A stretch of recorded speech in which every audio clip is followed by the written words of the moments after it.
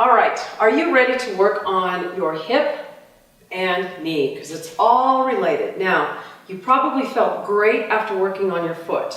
So what's in between the foot and the hip? Of course, the knee, all right? So for me, this is one of the exercises, or this sequence, I should say, of exercises truly is what benefits my knee, and the pain that I used to have in my knee is much less compared to now. So you're going to use a chair or not. So I'm going to show you both ways to do this. What you're going to focus on is lengthening your right hip flexor, the right hip flexor. Now, if it's too intense for you to place your left foot up on the chair, all right, you want a pretty sturdy chair, by the way, or a couch. If this is too intense, simply take your foot back and go through the motions without placing your foot up. The reason we use a chair and put our foot up on the chair is it creates better angle of this joint, of the hip joint. So our focus right now is to say, let's open up this hip, which will lengthen the hip flexor and will make dramatic changes in your knees, for sure. Now, placing the foot on the chair, start to press through your right hip. We're going to kind of drive through this hip to start with. So we're just going to start with an initial range of motion. You remember that you move to the range of motion that feels good to you. And if you said, I'm really starting to feel my hip open, I want to go a little bit more intense, simply now raise the right arm and lean back slightly. Your abs are slightly engaged. And by the way, this is a core exercise as well. Your abdominals are getting lengthened rather than shortened, which is way more important than sitting down doing crunches or laying down doing crunches. Now, take both hands and drive to the ceiling. The plane of motion that you are working in right now is known as the sagittal plane. Now, you want to make sure that this foot is somewhat parallel. Try not to let it turn out. So basically press forward and back a couple more times. Now, simply go side to side. We call this the frontal plane. If you said, wow, I don't have quite as good as balance as that, simply place your hand on the chair and go side to side. You're going to go, wow, I'm really starting to feel this hip open. Now, placing your hand on the hip, circle the hip around. This is known as the transverse plane. Your muscles run in all three planes, and really there's no way to isolate one muscle group out. Now go the other way. You're going to start to feel this hip really start to lengthen, really lengthen as you do this. Just a couple more. Just a couple more. Good job.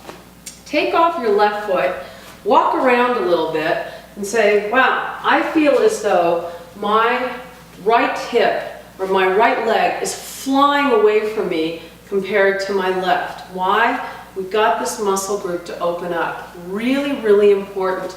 If you're that person that spends time doing what all day? Sitting. We spend so much time doing this that these muscles start to get short and tight, especially if you're sitting over a computer, and then to combat it with wearing high heel shoes.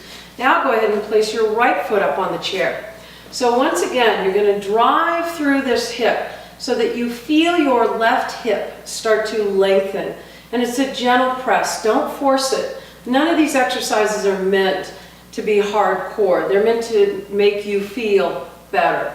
Now, if you can, reach both arms to the ceiling and just gently press through your left hip. Feel the sensation of getting this hip to lengthen as you work in the sagittal plane. Sagittal plane, little anatomy lesson. Now go side to side. This is our frontal plane. And once again, if you go, man, my balance isn't so great, then just simply hold onto your chair. Now circle your hips around and just go to that point that you go, oh, I'm really feeling these guys get lengthened, get lengthened. Now go the other way, go the other way. Good job. Now go ahead and take your right foot off. I want you to notice how you feel in your hips. If you're that person that has low back issues, this is an exercise routine that I highly recommend. Once again, if you're not really balance coordinated, by all means, place the foot down and go through the same movements with the foot on the floor, with your left foot on the floor, and circle the hips around. Now, you might not have the luxury of using a chair if you're going out for a run or something along those lines. So by all means, if you think about it, You can do this all on the floor. Now, we've talked about and gotten the anterior part of your body to lengthen. Now let's talk about the posterior part. Now this is one of the exercises that most of my clients run from. They don't like it, and it's because we're so tight. Now, basically by placing your right foot up on your chair, or once again, you can do this on the floor, but as you can see, because the angle of your leg is not up higher, the intensity of getting to your hamstring is not as great. Now, when we do hamstring stretches, typically most people just bend over and they go, oh, I'm not feeling anything. I want you to feel as though you have a string on your chest. Lean forward until you feel your hamstring start to lengthen, Now, once you start to feel that, turn the foot in, turn the foot out. This could become a little bit more challenging and possibly a little bit more painful. So we're just turning the leg inside and out in the transverse plane. Internally rotate or turn your foot towards the chair. Now reach in the opposite direction and come back. Try to do the two movements simultaneously and come back. So you're going to kind of rotate the foot and reach across. For a lot of people, especially if you're a guy doing this, you might go, man, this is not real comfortable, Leslie, and that does mean that you have tight hamstrings. Now, just hold it there. Keep it turned in, and then once again, drive your hips slightly side to side, side to side. Now turn the foot out and do the same thing. This gets the different fibers of the hamstring group. There are three different parts to your hamstring, so side to side, good, and bringing that foot down. Now, you might once again just kind of take a little walk around. Notice the difference between the right and left side. Many people have very, very tight hamstrings. What do runners always complain of? Tight hamstrings. They go to bend and touch their knees, and they can't. So if you were to do your foot program and ankle program first, now do the hip flexors, now the hamstrings, you will begin to realize where this program is going. Once again, leaning forward, feel the hamstring lengthen, so basically turning the foot in and out, or better known as internal and external rotation. Just do a few of those. Now, which one's tighter? I bet you feel that one hamstring bites a little bit more than the other. Turning the foot in, feel it there. Now, reach across and come back. Keep the leg turned in as you do this. This is more intense. Matter of fact, just try it with the leg parallel, and as you reach across, you're going to feel the difference between the two.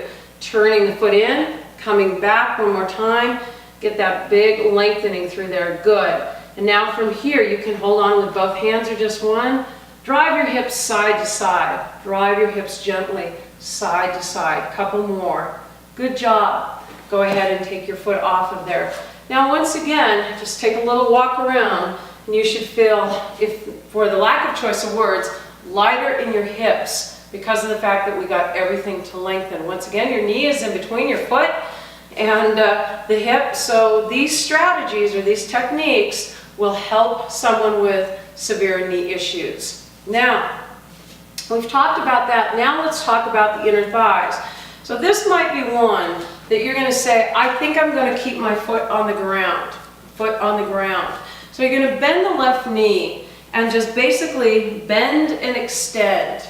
Bend and extend. So you're going to start to feel the right inner thigh get lengthened. So just bend and extend.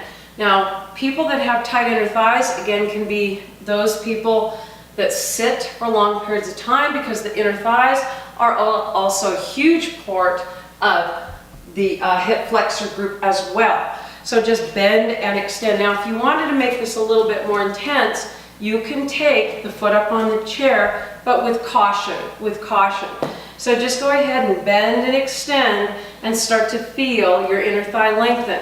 Now, once again, we're just in this plane of motion. Now, just go forward and back. Gently drive the hip from forward and back and start to feel your inner thighs start to lengthen.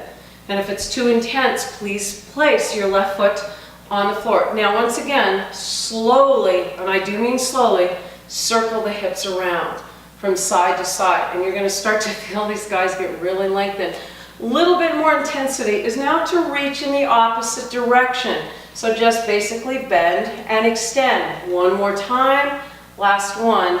Come in. Wow. I feel such a difference between my right and left leg. And it's really important that we do both sides. Otherwise, of course, you're going to be walking around in circles. I hate when that happens. Once again, bend and extend. Start to feel your inner thigh lengthen now on the left side. On the left side. And if you want to intensify it, you can add a reach. So you're doing a reach in the opposite direction to intensify lengthening this muscle group. As you reach, this muscle group has to lengthen against gravity, Now from here, let's just go front and back. So you're just gently driving the hips front and back, once again to get your adductors or inner thighs to lengthen. 2 more times. 1 more time. Good job. Now, just notice how you feel in your hips. You should actually, once again, feel as though your hips are ready to fly away from you. Could you do that in the middle of the day, especially at work? If you're sitting all day long, that there is a strategy which is really fantastic if you have low back pain.